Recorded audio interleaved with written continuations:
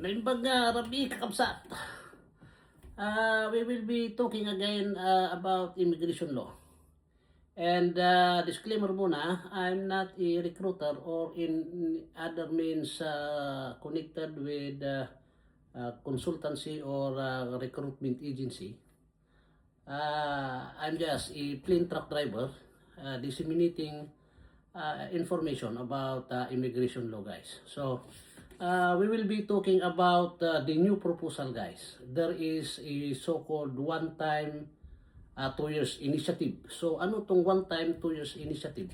This one-time 2 years initiative covering the skilled workers, guys, na ka-focus doon sa transition. So meaning to say, if it is called transition from work permit into a permanent residency.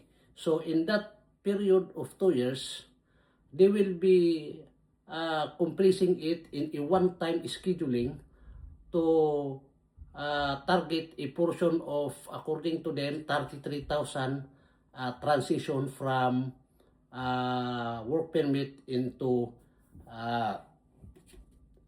permanent residency.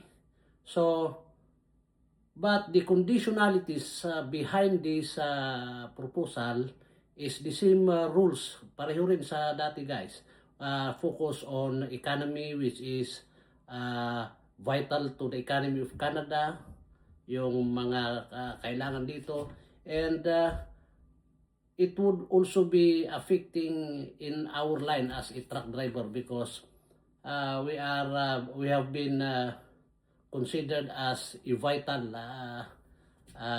skilled worker. So meaning to say, in the span of 2 years, guys, yung in one time action, and within the span of 2 years, mayroon silang target na 33,000 na work permit na i-fast track para sa permanent residency. So ang epekto niyan sa atin, guys, as a trucker ay sa positive side ay yung mga programs. So meron tayong sinasabi ngayon, yung matatakal natin yung critical pilot critical program. Ngayon sigurado yan, guys, na maipa-priority.